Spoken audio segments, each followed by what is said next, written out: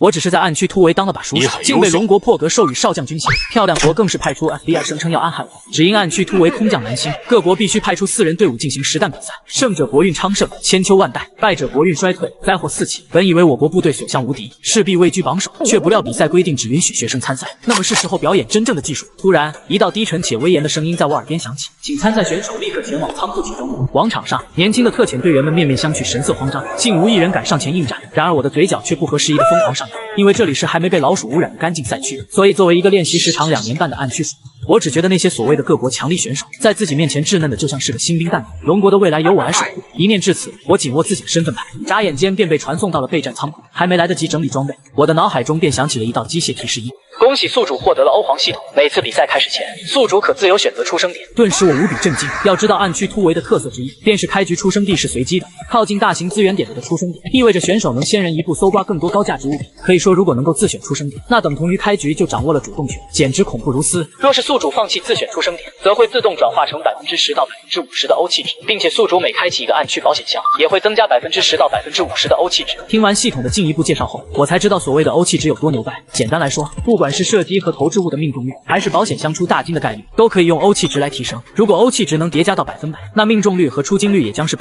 宿主前世上万场暗区对局经验，已自动转化为当前实力，爽啊！我听完大喜，毕竟前世只是在玩手机游戏，然而现在却是要真人实战。有了系统加持，我的体力、技术等就能跟得上脑海中的操作。与此同时，我方队长黄毛正用不怀好意的目光望着我以及另外2名队员说道：尽管我们参加的只是普通级别的比赛，但也不能跑道进场。我要求你们拿出所有的科恩必须装备，以万全姿态玩好这场赌博保卫战。虽然黄毛说的冠冕堂皇，但在场的队友都明白，他让另外2名队友一个买5级头，另一个买5级甲，无非就是想榨干3名队友的家底，凑一个5套出来武装自己。而我的账户只有3万科恩币，买不起5级防具，所以黄毛便让我买一个爱费多功能胸的。对此我并没有反对，因为对我来说，只花2万多就能买个5级套，血赚不亏啊，哈哈。此刻距离比赛开始还剩3分钟，我决定去训练场感受目前的实力。看着渐渐走远，黄毛马上小声对另外2名队友说道：等下进入暗区战场，我会立刻开枪干掉呱呱，你们别来妨碍我。2名队友并没有开口答应，黄毛也就当他们默认。殊不知这一切我早有察觉。3分钟转瞬即逝，传送门散发出耀眼白光，将我们4人直接传送到了暗区农场。黄毛一看，居然出生在了超肥的汽车旅馆1号楼，顿时激动地催促我们3人赶紧把装备脱下来。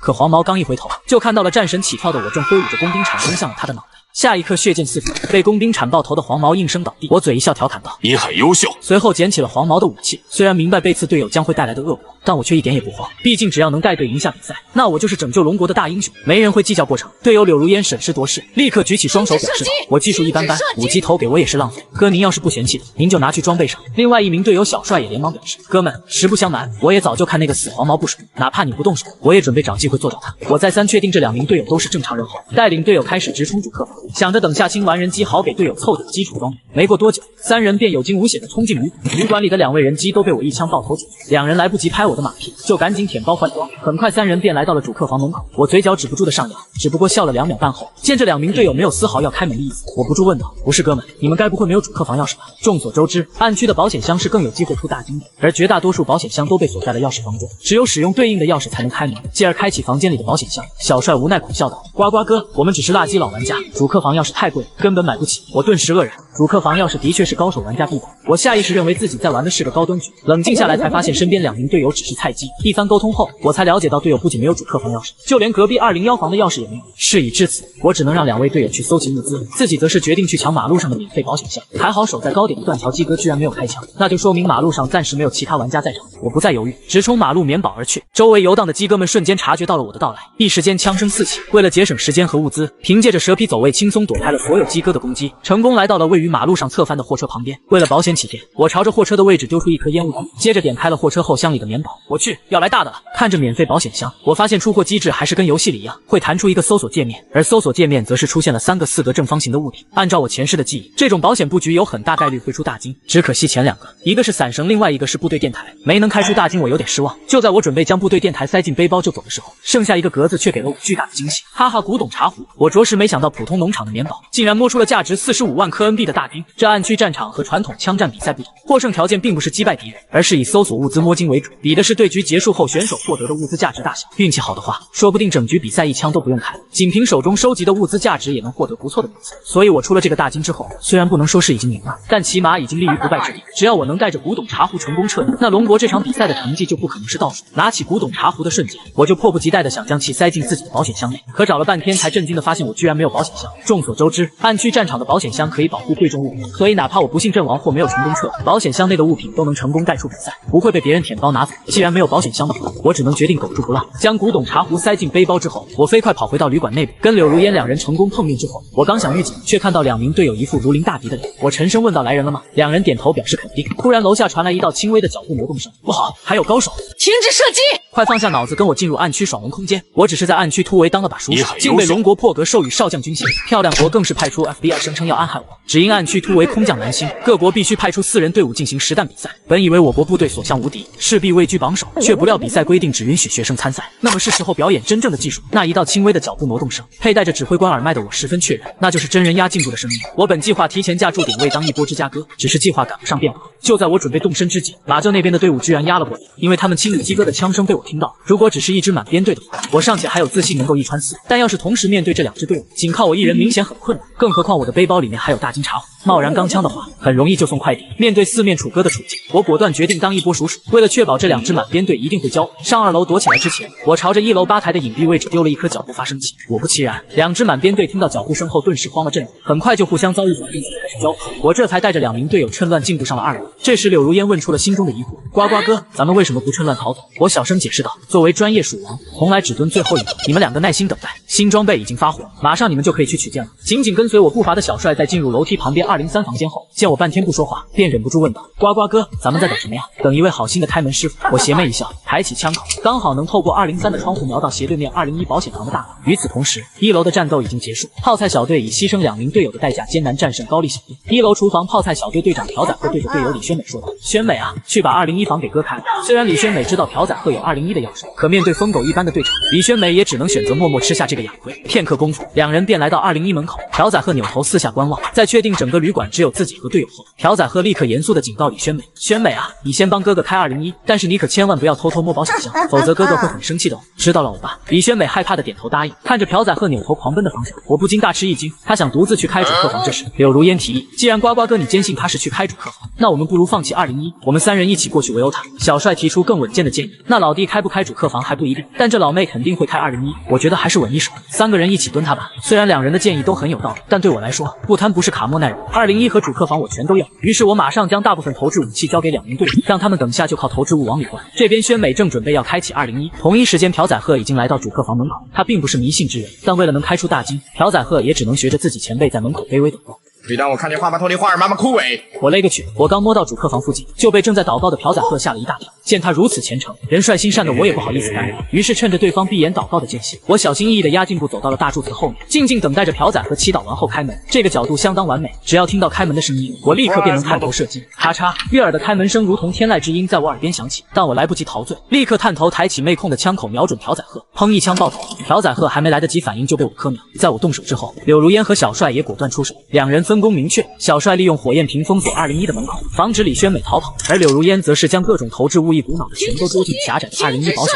可怜的李宣美连敌人长啥样都没看清楚，就被大量投掷物带走。朴载鹤和李宣美的嗝屁让泡菜国观众集体破大门。阿西把这3个龙国人真是处理。此时我推开了主客房大门，没想到正对着主客房大门的桌子上居然刷了一个价值6万的小金唱片机，不错，再接再厉。随即我左拐到墙角的电子保险箱面前，只不过开到了一桶巨重无比的耐冲击硬胶和2个不值钱的小物，垃圾佬见了都要摇头。紧接着我看向门口右侧的普通保险箱，希望你们给点厉害，哪怕出个小金也行啊。只可惜事与愿违，偌大的保险箱里面竟然只装了个发条小汽车，这玩意放在地上我都未必会捡，真是太搞人心态。还好不是自己开的错，要不然这波真的亏到姥姥家。不再多想，我快速刮完主客房的地皮后，立刻赶回去201房。进入201房后，我看着呆若木鸡的站在原地的柳如烟2人，心中顿时明白他们是在等我下一步命令。看来这2人并不是见利忘义的。随即我欣慰的催促：“你们2个赶紧舔包，升级下装备，等下还有应战要打。”柳如烟和小帅简直不敢相信自己的耳朵，他们都没想到我会如此大。这2人愈发觉得自己跟对人了，毕竟要是换成之前的队长，黄毛肯定连一颗ND都不舍得给他们。在两人舔包的空隙，我终于将魔爪伸向201保险箱，只可惜开出少量科恩币和2个小子。不过仅有的好消息是，在系统的加持下，经过旅馆内的3次开箱，我终于凑够100%的欧气值。没过多久，三人收集完物资后，便来到了1楼厨房。这里还有一个高级武器箱没开，被我听到柳如烟说要去开高级武器箱，于是立刻阻止他，放着我来。好的好的。柳如烟被突然激动的我搞得有点懵逼，因为在他看来，我都舍得分享2支满编队的装备，竟然会舍不得一个高级武器箱。看着我气喘吁吁的模样，正在搜刮装备的小帅忍不住调侃问道：“呱呱哥，一个高级武器箱而已，不至于这么激动啊？”我半开玩笑解释，我有非常强烈的预感，这个高级武器箱要出大金。你们思考一下，旅馆可是农场资源集中地，可就是这么大的地方，连开3个保险箱都不出好货。根据能量守恒定律，这次必出大金。柳如烟期待说道：“该不会能开出的 H416了吧？小了，格局小了。”当我将开出的价值45万科恩币的目标定位模块出来后，柳如烟和小帅顿时就傻眼了。快掩护我呱呱哥走猎人通吧！柳如烟下意识就是想保护我撤离。对的对的。回过神的小帅点头如捣蒜，连忙附和道：“一个大金便足以让我们龙国得赶紧溜溜球，老弟都说你格局小啊，谁说只有一个大金啊？”我将背包里的另外一个大金古董茶壶也拿了出来，我勒个骚刚啊！小帅震惊的都快无法呼吸，平常连小金都没见过几次，今天竟然能一次性看到2个大金，这真的是人类所能拥有的运气。看着眼前的双大金，我现在已经没有战斗意志，满脑子都在想着如何撤离。不过我不想走诺夫通道，因为这一路过去能被很多地方看见。眼下比猎人通道更优的选择也只剩下南部封锁线这个条件撤离。南部封锁线又称前通，顾名思义得支付科恩币才能撤离。普通农场的前通只需3000科恩币便能让先锋快速撤离。刚好我在旅馆摸到了1点科恩币，足够支付开启前通的费用。正当我准备带队撤离时，好兄弟鸡哥开枪提醒我，又有至少1支队伍赶过来了。停止射击！快放下脑子，跟我进入暗区爽文空间。我只是在暗区突围当了把熟手，竟被龙国破格授予少将军衔。漂亮国更是派出 FBI 声称要暗害我，只因暗区突围空降南星，各国必须派出4人队伍进行实弹比赛。本以为我国部队所向无敌，势必位居榜首，却不料比赛规定只允许学生参赛。那么是时候表演真正的技术。听到又来了一个，我只得带着2人马上转点。刚来到门外的平台上，柳如烟和小帅就被敌人发现，一梭子4级弹扫射过来。倒霉的柳如烟不幸中了几枪，但还好 A 弹是老演员，伤害极其不稳定，愣是没能给柳如烟击飞手脚，只是掉了点血。即使距离隔得很远，但我仍能仅凭声音就判断敌人所用的是 M4。虽然真要硬拼的话，我自信自己的妹控加80弹完全不会输给对面4+1弹，但我还是决定不放弃，主要因为对面只有1人开枪。根据之前收集到的信息，我可以肯定对面不只有1人，一按我明的情况下贸然反击很容易会被对面包夹，所以保险起见，我决定继续带队冲向前通。刚使用完急救包将血量补上来的柳如烟见我要带头下来，连忙毛遂自荐道：“呱呱哥，还是让我顶在前面吧，就算我不幸阵亡，只要你能活着撤离，赛后还是能花费科恩币将我护。可要是你倒下，我和小帅根本无法闯过这里的难关。”我也不是优柔寡断的人，干脆利落的答应下来。因为小帅已经超重了，跑起来很吃力，所以我便将3000科恩币交到了柳如烟手里，同时快速说出了自己的计划。等会儿我会提前封烟，如烟，你等我通知。收到通知之后，立刻冲向前通撤离点。小帅，你见机行事，要是没人开枪抽柳如烟，你就跟着冲过去。等你们到地方之后，除非我死了，否则你们2个就苟且了。等我通知，敌人已经大脚步压过来。时间紧迫，容不得柳如烟和小帅询问细节，于是2人果断点头答应。3人有惊无险的来到后院的老6房墙边，通往旅馆外面后院的缺口此刻就在我3人的面前，只要穿过这个围墙，缺口很快就能跑到前通撤离点。没有迟疑，我连续丢了2颗烟雾弹，没过多久，2团白色的烟雾便连成了一条通往前通的大道。冲锋！收到我命令的柳如烟毫不犹豫地冲向了前通撤离，顺利到前通装甲车后面后，柳如烟连忙使用战术耳麦呼叫小帅：“小帅，你赶紧过来吧！”小帅没有半点犹豫，按照计划有惊无险地冲到了前通撤离点。可轮到我撤离的时候，我却半天没有反应。本来我是准备撤，可敌人的反应实在很快，听着咚咚咚的惨怒本声，我可以肯定有1名敌人已经上了2楼。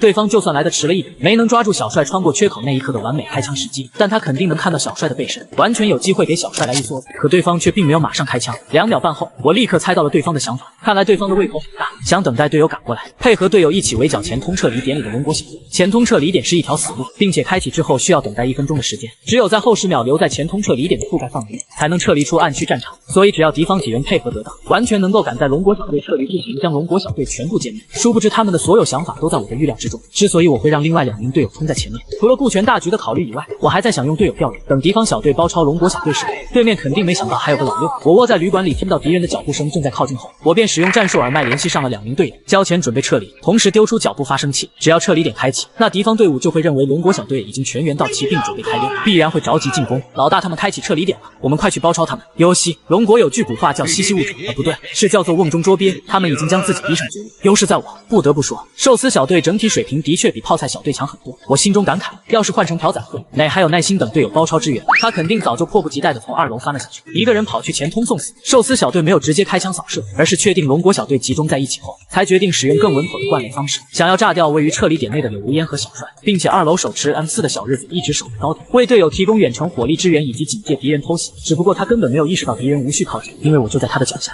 同一时间，寿司小队另外3人朝着前锋位置压境，听到不断靠近的脚步声，小帅和柳如烟难免有些害怕。我用着战术耳麦小声地吩咐2名队友稳住别慌，等我指令再开枪，直到对方3人全都拿出雷，再无掏枪反击的机会，我果断下令攻击。出于对我的信任，2人没有丝毫犹豫，按照我所说的位置，果断探头射击。看到小帅和柳如烟探头开枪的那一瞬间，寿司国这3人全都懵了，他们完全想不明白为什么躲在掩体后的敌人就像是开了透一样，不仅知道他们的位置，还知道他们3人都切换了人，没办法马上掏枪反击。666这个日式棍，3名寿司国选手当场重伤倒地，柳如烟果断补了1颗破口，成功一雷拿下了3条狗命。位于202阳台架枪的寿司国选手此刻完全是一副见了鬼的表情，他也被这迷之透的能力给吓了，但他并不知道更大的惊喜还在等他。我已经靠着枪声和雷声的掩护，悄悄来到了一个绝佳的好位置。这个位置可以将雷丢到202阳台上。为了不给敌人反应的时间键，我掏出了 T13冲击雷，也就是大家俗称的摔炮。调整好角度之后，我果断丢出摔炮，砰！这一颗10环满分摔炮直接给2楼的小日子炸了个4飞，2条胳膊和2条腿全都被炸断。以龙国人的好客性格，我怎么会让客人吃不饱就走了？于是我果断又请对方吃了1颗。不过小日子的日川钢板选手提前吃了整颗，所以即便4黑他依然能够跑得动。在吃了我1颗摔炮之后，日川钢板立刻后撤，靠着掩体的保护，他侥幸保住了1条狗命。呱呱哥，还剩15秒，快过来！柳如烟的提醒让我放弃了追杀对方的想法，毕竟眼下带着2个大金肥撤对我来说才是更重要的事情。可不知死活的日川钢板在听到我的后撤脚步声之后，居然没有珍惜这来之不易的逃生机会，反而折返回来想要反击准备撤离的我。我同样也听到了对方的动静，意识到对方想要偷自己的屁屁，于是我果断转身，直接在大马路上原地架枪，3个字：漏中秒。在听到我的脚步声突然消失之后，日川钢板立刻心生警觉，一直卡在墙后没有露出半点身位，就这么和我耗着。躲在墙后的日川钢板心中暗暗分析，这个龙国人着急撤离，我只需要静静等待，他肯定会将背身暴露给我。日川钢板的分析并没有问题，可他并不知道的是，我已经赶不上前锋的撤离。柳如烟和小帅2人见我来不及，下意识便准备离开撤离点的覆盖范围，和我一起应对接下来的战斗。可我在听到2人的脚步声后，却立刻阻止道：“你们快撤，不用管我！停止射击！快放下脑子，跟我进入暗区爽文空间。我只是在暗区突围当了把熟手，竟被龙国破格授予少将军衔。漂亮国更是派出 FBI 声称要暗害我，只因暗区突围空降难星，各国必须派出4人队伍进行实弹比赛。本以为我国部队所向无敌，势必位居榜首，却不料比赛规定只允许学生参赛。那么是时候表演真正的技术。虽然我想把2个大金丢给这2位队友，可时间已经来不及了。只要他们能够平安撤离，龙国依然有很大几率不会是排名后3的国家之一，因为这局比赛已经有泡菜国和高丽国给龙国垫底。农场那么大，在其他资源点不可能一场战术，肯定会有其他队伍发生了激烈交火，但为了确保万无一失，我必须得将日川钢板干掉。只要把他们灭掉，那就肯定有3支队伍给龙国垫底，哪怕柳如烟和小帅带出的所有物品加起来的价值就只有区1块颗粒，那龙国也属于赢家的一方。分析完毕，我余光往后瞥了一眼，确定2人都已经平安撤离之后，这才将注意力全都集中到妹控的瞄准镜。当我选择留下来的那一刻，开始着急的人就变成了2楼的日川钢板。毕竟旅馆这么危险的地方，随时可能有敌人过来，顶着4黑的日川钢板，只要碰到人就是原地等死。日川钢板显然也知道处境不妙，只能顶着巨大的压力，尝试性的拿出了能够使用4次的标准部队手术包，看看能不能偷偷把自己的2条腿先给治好。只要把腿修好了，那就不管是战还是逃，都不至于那么被动。可我又怎么可能让他如愿？一颗小绿豆破风而出，直奔202房间。日川钢板立刻闪避，尽管他早就有所防范，但还是被我的 M67破片雷给炸到了。伤上加伤的日川钢板知道202房是不能继续待的，否则我随便再丢2颗雷都能将他炸死。但就在日川钢板准备跑路的时候，另一支队伍突然杀了过来。其实这支队伍赶过来的时候是有可能看到的，但我丢雷的响声成功将这支队伍的注意力全都吸引到了旅馆内部。意识到旅馆内部有人交战，这支队伍瞬间就跟加了鸡血一样。猴子一扎，地方看了，不是白给就是乱杀。扎完之后，这支小队就嗷嗷往旅馆里面冲，这让日川钢板的脸色瞬间变得更加难看。要是继续躲着，就得被我的雷灌死；要是强行逃跑，就会被这支队伍正面撞上，8个牙路。暴怒之下，日川钢板这波准备直接翻下阳台，引诱我朝自己开枪。倘若一让我开枪，那刚刚进入旅馆的这支队伍便会发现我的存在，他就可以拉我垫背。实话实说，要是如果背包里没有那2个大金，我就算知道了日川钢板的算计，也会毫不犹豫的扣动扳机。只要能做掉日川钢板，那龙国就保底不会倒数。至于后面的那支队伍，一群蝼蚁罢了，看我今天怎么整治你们！为了不让2个大金落入敌人的手中，我决定来一波遛狗战术。接着从背包里拿出自己仅有的一根小银针扎上，我瞬间化身暗区超人，在日川钢板追过来之前，我就已经先一步开始狂奔了。见此一幕，日川钢板先是一愣，旋旋即便反应过来自己的小伎俩被我看穿了。既然我不愿意开枪暴露位置，那他可就不客气了。但就是愣神的功夫，我早就跑得不见人影。八嘎，气急败坏的日川钢板立刻放弃了开枪的想法，立马追着我狂奔。等到满编队赶过来的时候，就只能听到日川钢板远处传来的脚步声。一听日川钢板的脚步声如此着急，这支满编队瞬间眼前一亮，误以为日川钢板肯定是出了大惊，立马跑了，所以赶紧追了上去。于是农场中便出现了惊险又有趣的一幕，他逃他追，他插翅难飞。虽然日川钢板追得很紧，但我却并不担心，只因似黑断腿的日川钢板每一次跑动都会加重他的伤势，没等到他追上我，他就得失血而亡。日川钢板很快也意识到了这个问题，不管追不追，都只有死路一条。他此刻能做的就只有为自己选择喜欢的死法。绝望至极的日川钢板似乎下定了某种决心，在跑到南麦田大棚的时候，体力耗尽的日川钢板躲在大棚后，朝着正在靠近的满编队4人组喊道：停止射击！停止射击！我是寿司国选手日川钢板，我有重要情报提供给你们。当南侯小队的队长阮角侠得知自己追杀的是寿司国，旋即大方的表示道：寿司国是南侯国的好朋友，我们不杀你，你把武器装备留下，然后赶紧去撤离吧，不用你们出手，我会自我了断。我喊停，你们只是想告诉你，狡诈的龙国人就在前面。听此，南侯小队瞬间激起了精神，谢了好兄弟，你自你的劲，我们去追杀龙国人了。阮角侠没有过多废话，立刻便带着3名队员追向逃跑的方向。日川钢板愣在原地，看了看手里的工兵铲，又看了看王四，犹豫再三后，日川钢板还是选择了开枪自尽。正在藏大厅的我被这突如其来的枪声吓得一哆嗦，怎么就一声枪响？我很是疑惑，就算小日子就一个人，但他要是和那支满编队交上，怎么也得想上几枪。虽然搞不清楚后面到底发生了什么，但我知道自己必须得加快。如果把2个大金藏在草丛里，还是很有可能被敌人发现。于是我灵机一动，将古董茶壶和目标定位模块藏在了别墅外面的鸡哥盒子。因为就算是平时训练，人机的盒子也没几个特遣队员会去搜，毕竟鸡哥身上那点垃圾装备根本值不了几个钱。藏好大金后，无畏战士启动。不过为了远离藏金地，我还是朝着撤离点跑了过去，假装自己着急撤离。因为我并不知道小日子已经和南猴子达成了肮脏的交易，所以我还在想着，如果对方不想在自己身上浪费太多的时间，追了一会儿没追上就会回到汽车旅馆，那自己再杀个回马枪，将2个大金接回身边。但南猴小队竟然追杀了我半个地图还没停下，眼看对方就这么想弄死自己，我也懒得跑了。续上止痛药后，我调转方向，在宽阔的院子里原地架枪，将枪口对准后方。这顿时引起龙国观众的一片哗然，因为在他们看来，在毫无掩体的地方发起攻击是非常不理智的行为，还不如找个好点的掩体狗在后面等待机会发起偷袭。就算不能1穿4，但起码能拉1-2个垫背。此时南猴小队并没有无脑冲，而是躲在2台沙袋组成的掩体后，凭借着自己的经验，朝着别墅这边容易阴人的点位开始丢雷开顶。不愧是南猴的主力战队，我要是按照观众的想法在常规组当老鼠，此刻早就被炸飞了。凭借着这让人出乎意料的点位，我只是被进攻雷的余波给震到受了一点轻伤。南猴4人组排点结束，便下意识地认为别墅院子这边没人，于是靠前的2名南猴国选手便迫不及待地冲向现场，生怕让我给跑了。当敌人脑袋出现的一瞬间，我果断扣动了妹控扳机，停止射击！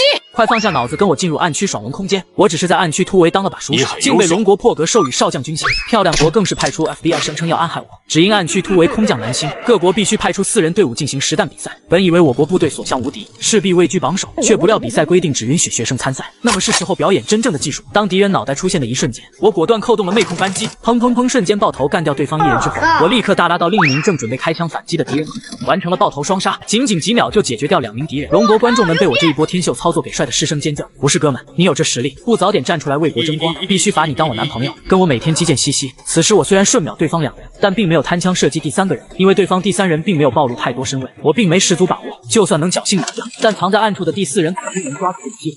所以我果断收枪，趁着对方剩下2人还没完全反应过来，赶紧躲进了别墅里。我从后门进入之后，顺手又给后门关上。见对方没有冲过来，而是拿着法老疯狂射击，我立刻抓住机会，赶紧换上备用弹夹，然后拿出备用80弹，开始往几乎用空的50发弹鼓内填装。在装弹的时候，我通过指挥官战术耳麦听到了阮角侠2人细微的脚步挪动声。从脚步声来判断，我确定对方2人还在高点台那边。对此，我并没有感到意外，因为阮角侠刚刚那波操作实在有点上头。他朝着我扫几枪，这个操作没毛病，毕竟击中了血钻，射死了血钻，哪怕没击中，也能逼迫对方走位不亏。可当我躲进别墅内时，阮角侠如果带领队友直接追击我，就算不能做掉我，但也不会给我换弹的时间，而不是愤怒的一通乱射浪费子弹。一步错，步步错。等到阮角侠补完回好状态后，我这边也完事了。虽然已经听到阮角侠2人快速逼近，但我却并没有急着做出反应，因为我在等一个机会。这座2层小别墅除了我刚刚进来的门，后面还有一个正大门，而我在等待的机会就是对方2人分散开来，分别从正大门和后门发起进攻。只要1v2的局面变成2波1v1，那我就有10成把握拿下这场战斗的胜利。可冷静下来的阮阮角霞却不想给我这个机会。即便队友主动提出去补位封住正大门，但还是被阮角霞果断拒绝，并告诫队友跟紧我，如果我中枪了，别管我怎么样，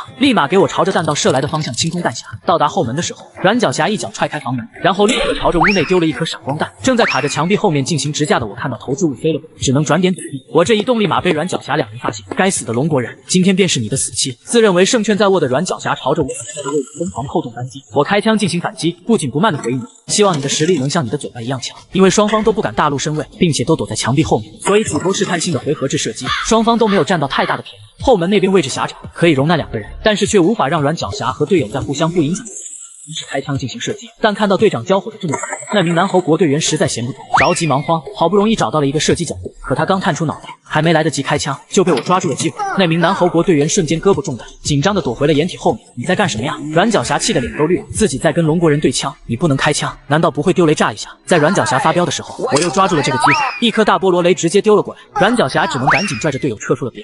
此时我已经没雷了，于是便丢了一颗火焰瓶。在阮角霞和观众们看来，我丢出这个火焰瓶是为了防止阮角霞两人再次冲进来，但他们都错了，这不是一颗防守火，而是一颗进攻火。我丢出这个火焰瓶是为了防止阮角霞两人逃跑，他要冲，阮角霞简直不敢相信自己的耳朵，因为他立刻听到了我冲出正大门的脚步声。要知道，他的队友虽然受伤了，但也只是残了一条胳膊，在止痛药的加持下，阮角霞队友的状态根本没有受到太大的影响，所以现在占优势的还是他。2个对付我1个人，不会只因击伤队友的胳膊就觉得自己无敌了吧？其实我原本没想要这么干的，只不过刚才和阮角霞对了几枪之后，我猛地发现这哥们太鸡巴菜，完全就是人体描边宗师，可能也就比路边的鸡哥强一点点。事实并不是阮角霞真的菜到抠脚，毕竟能成为南侯国主力战队的队长，多少还是有点实力。主要原因是我给的压力实在太大，导致阮角霞操作变形。与此同时，我不再小心翼翼，直接大脚步冲向阮角霞2人。毫无疑问，既然我直接暴露自身位置，那阮角霞2人只需要当芝加哥等着我跑过来送就行。突然一道人影出现，阮角霞和队友同时拼了命的开枪，可2人冷静下来才发现，我压根没有冲过来，只是露了一点身位，在他们开枪之前就已经闪退回了墙角。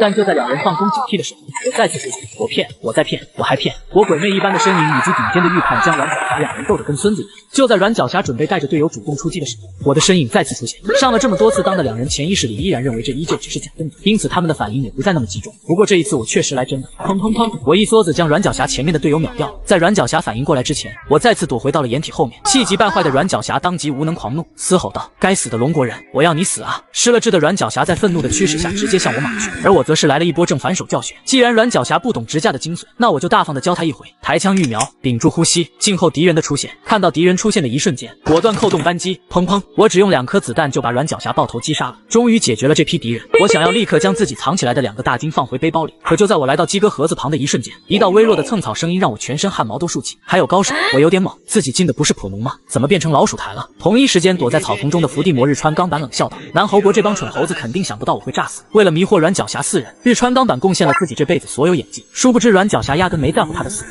在我和南侯国小队激烈交火，日川钢板赶紧拿出手术包，修好了自己的双腿和胳膊。等到日川钢板完成恢复，别墅这边的战斗刚好进入了尾声。于是日川钢板立刻摸了过来，好多盒子，这么多包可以舔，我要发财了！面对这泼天的富贵，日川钢板激动的吉尔都在颤抖。不过还是理智占据上头，他并没有着急去捡装备。既然这里盒子遍地，那说明至少有一个人杀出重围活了下来。至于这个赢家是谁，日川钢板下意识认为是南侯小队的某位队员。之前他就已经通过持续不断的枪手他最大的枪。他不得不佩服我恐怖的实力，仅凭1人就能和5套满编队的南侯国交火的有来有回。而且从现场的情况来看，我在临达之前还干掉了南侯小队不少。根据目前掌握的情况，日川钢板认为幸存者肯定是躲在别墅里面恢复伤势，于是他便压着颈部蹑手蹑脚走向了别墅后面。你可能不认识我，但应该记得我的枪。上一集里我用它一穿4，可他现在没有子弹了。就在日川钢板走进别墅的那一刻，一把闪烁着寒芒的工兵铲快准狠地攻向了他，一铲破伤风，2铲见祖宗。我没想到日川钢板这小身板区区2铲子就给他喂饱了。一开始日川钢板对自己的进步能力很自信，还想偷偷摸进来搞偷袭，可他并不知道的是，早在他还没露面的时候，我就已经听到了他蹭到草的声音。不过当时的我并不知道敌方具体有多少人，为了保险起见，我才撤退狗到房子里。结果我仔细听了半天，发现只有微弱的单人脚步声，对方只有1个人还敢来找自己。我当即将没子弹的妹控收了起来，迅速切换出了自己心爱的小铲铲。估计工兵铲也没想到自己跟着我居然能吃的这么多，一局比赛里面就拿下了2颗人头。虽然有一个是己方队友黄毛的，为了防止还有老六，我从日川钢板他们几个人的弹挂里搜了点雷，围绕着别墅排了一圈之后，我这才彻底放心下来。35分钟的比赛时间现在已经过去了28分钟，留给我的时间就只剩下不到7分钟。好在撤离点已经不远了，接下来就是既痛苦又快乐的舔包环节。在开始清扫战场之前，我先将自己身上除了弹挂以外的装备全都给丢了，因为不知道为什么，队友的装备在杀完对手后就自动解体，就好像那把在电视台的法老一样。不过地上的好装备实在太多，带点给小帅他们2人就当补偿好了。归根结底还是我现在太穷了。虽然这发家致富的手段我表现得相当不错，但也激发出了我对于保险箱无限的渴望。出了大金却没保险箱的情况太难崩了。国运暗区里的保险箱是可以直接使用科恩币购买，2格保险箱只卖2万科恩币，4格则飙升到40万科恩币，这个价格我还是买得起。不过6格竟然达到了惊人的600万科恩币，但就算6格保险箱卖6000万科恩币，我也会毫不犹豫地攒钱买下。诺的办法实在是保险箱过于重要。国运正式比赛的时候，要是出了个需要6格的大金狮子，或是6格的超级大金理想国，如果敌人有6格，就能直接塞进保险箱里，那么这局游戏基本该国就立于不败之地了。而同样开出大金的你没有6格，那变数就多了。严重超重的我背着大背包来到了撤离，撤离10秒钟计时开始，神经紧绷了一整局的我终于可以松一口气。这一局要是抛开2个大金不谈，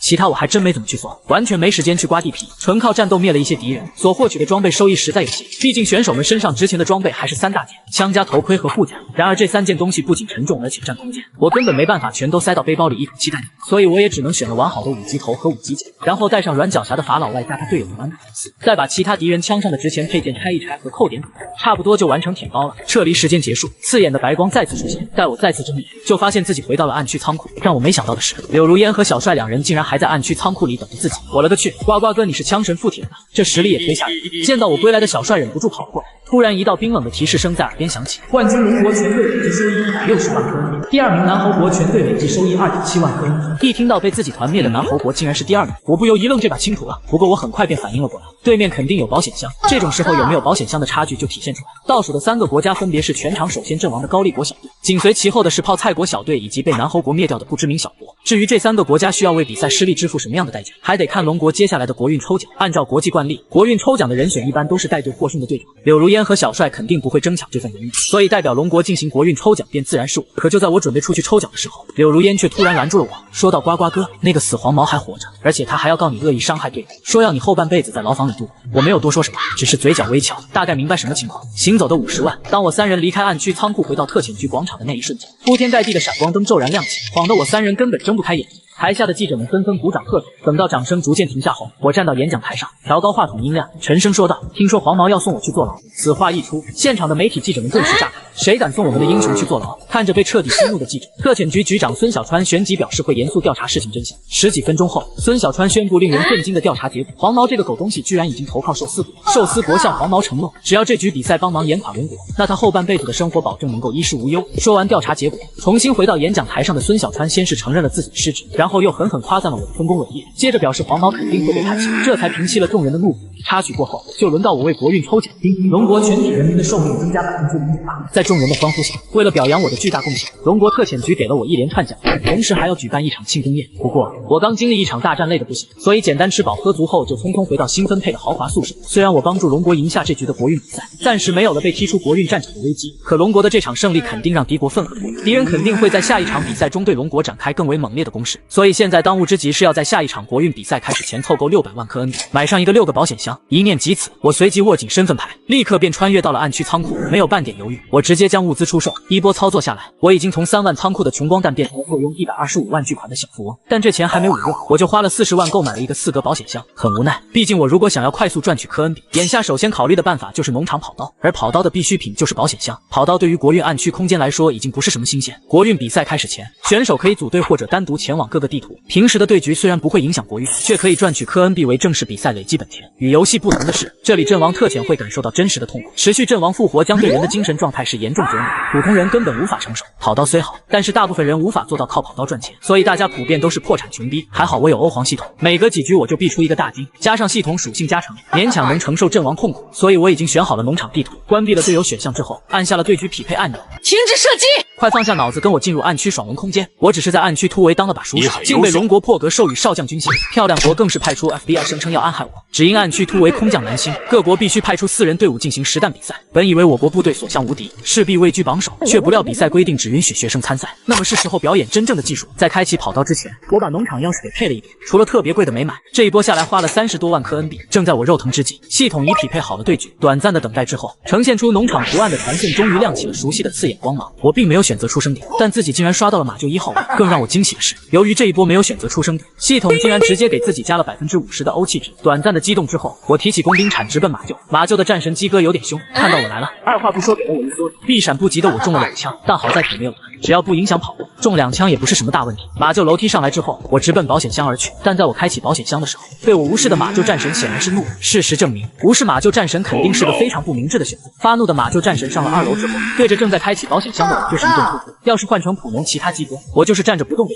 对方都未必能击中我几枪，但马厩战神的枪法实在挺一把垃圾 T85 冲锋枪在马厩战神手里竟然变成了大杀器，一梭子扫射过来，我瞬间大残。要是再让马厩战神来一梭子，那我指定得交代在这里。鸡哥，我跟你拼了！趁着马厩战神换弹的时间，气不过的我立刻挥舞着工兵铲冲了上去。虽然我铲翻了马厩战神，但自己的一条腿也被鸡哥弄黑了。我不敢有半点耽误，忍着枪伤带来的剧烈疼痛，一瘸一拐地走向了马厩棉堡。当我开启保险的时候，心里还在想着千万别给自己来个金狮雕像、盛宴雕塑，又或是理想。因为这些都是6格大金，而我只有4格保险箱装不下，结果却是怕什么来什么。棉宝搜索界面显现的6格物体让我菊花一紧。你干嘛？看着保险箱里出现的盛宴雕塑，也就是特遣们俗称的117雕像，我心情相当复杂。没有6格保险箱就算，好刀的我连个背包都没有，根本装不走盛宴雕塑。而且我现在的状态非常差，2条胳膊都断了，血量大残，还有一个窗口正在持续流血。更重要的是，我还断了一条腿。现在我的身上就只有一把近战武器工兵铲，以及刚刚摸保险增加的20%欧气值。但这2个玩意儿没办法帮助我带走大金，更不可能帮助我脱离眼前的困境。马厩这个地方的情况很复杂，因为有个免费的保险箱，并且还位于农场正中间，所以随时都有可能有敌人过来。这时候别说来个全装载，就是来个跑刀的同行，大残的我都干不过对方。为了不让盛宴雕塑落入他人之手，我只能放手操作一波了。好在训练赛普农的强度不高，基本上都是跑刀仔和地皮佬，偶尔才会蹦出几个全装哥。眼下对于我来说，更重要的事情就是怎么将盛宴雕塑给装走。暗区战场没办法直接用手拿着跑，所以我得找个背包来装它。我看了眼马厩战神的盒子，发现对方刚好背着一个小背包，虽然这个背包只有6格储物空间，但对于我来说却是正好能带走盛宴雕塑。拿走马厩战神的背包后，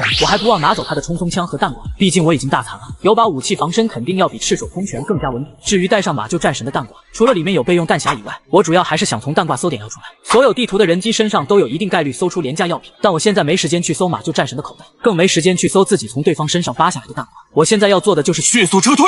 将盛宴雕塑塞进背包之后，我顺着木板搭成的小斜坡来到了马厩2楼大窗户旁边。调整好角度之后，我小心翼翼地跳了下去。虽然因为腿断了又掉了点血，但我总算是快速来到了地面。呲呀！我忍着剧痛一瘸一拐地离开了此地。我的目标非常明确，那就是距离马厩非常近的回收站。回收站里面有一个需要钥匙才能开启的管理处，但因为管理处没有保险箱，并且里面没什么好东西，所以几乎没人携带管理处钥匙。不过我的目标并不是管理处，而是回收站内的几个医疗箱。马厩战神的弹挂里面并没有搜到我目前需要的止痛药以及其他医疗药品，所以我只能将希望放在回收站的几个医疗箱上。如果回收站也搜不到我所需要的医疗药品，那我就只能做好更坏的心理预期，也就是无法带出盛宴雕塑。不过回收站不愧被戏称为人民大药房，我在回收站医疗箱里不仅搜到了止痛药，而且还搜到了兼顾加血和修复窗口的医疗包。更重要的是，我还搜到了一个简易手术包。暗区里面断手断腿需要用手术包进行修复，越差的手术包扣除的血量上限越高，而简易手术包就是扣除血量上限的王者，甚至有着截肢包的响亮外号。虽然简易手术包各种不好，可当它亮出自己400科 NB 的价格，所有的缺点瞬间全都变成了优点。修好腿之后，我又使用医疗包将血量回上来的同时，还将窗口也给治好。我这波运气不错，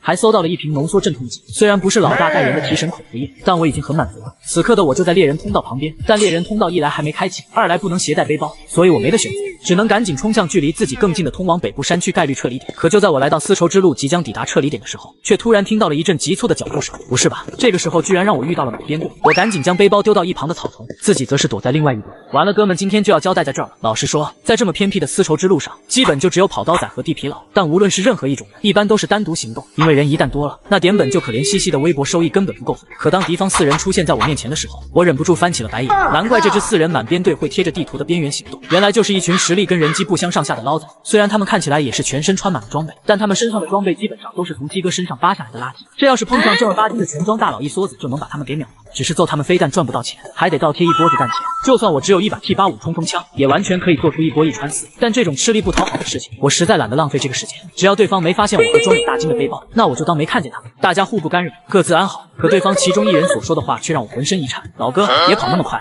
你到底是不是出了机密文件？停止射击！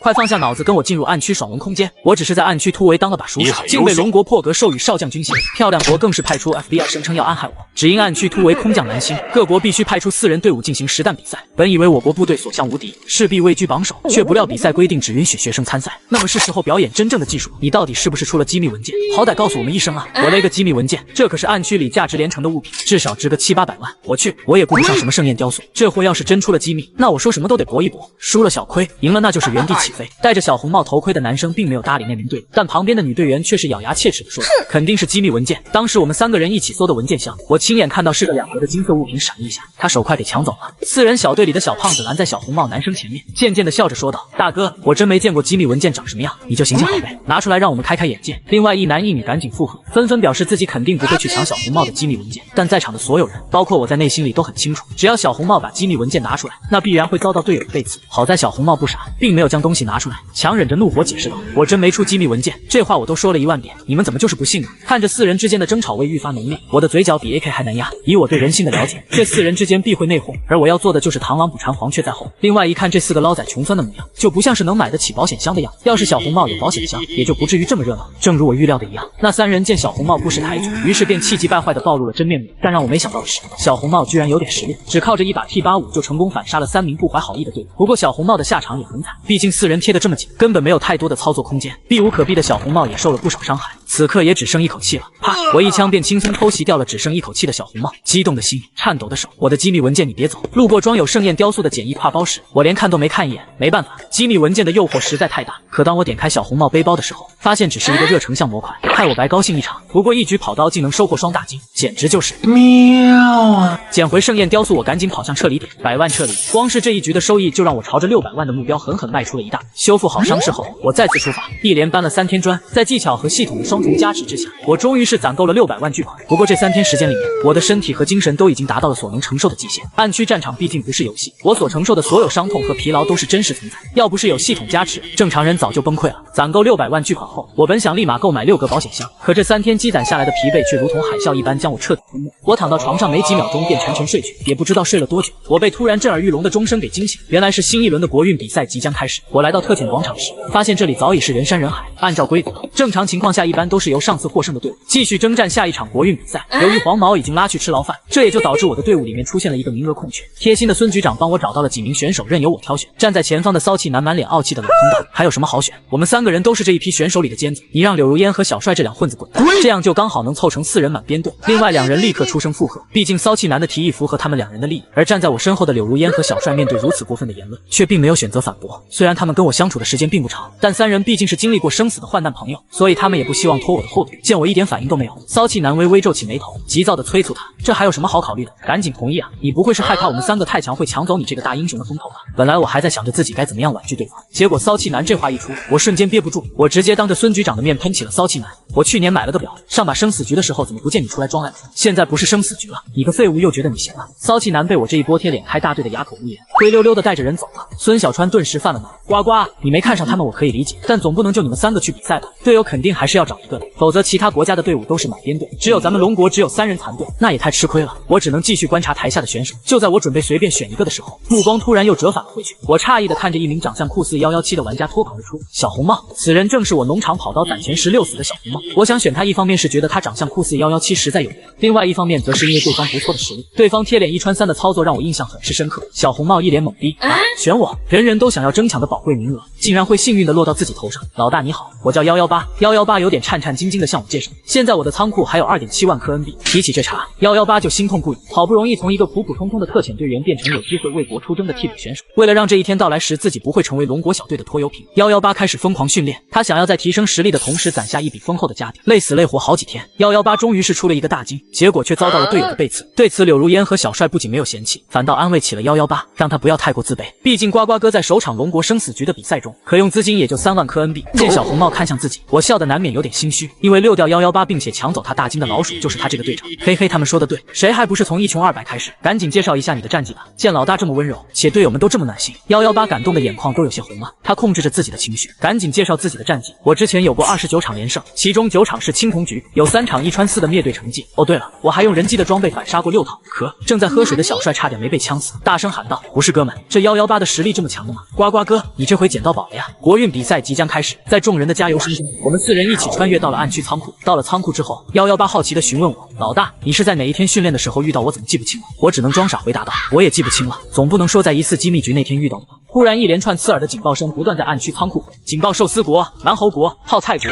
已对龙国使用锁敌卡。警报：南猴国对本场比赛已使用锁敌卡。锁定地图为农场。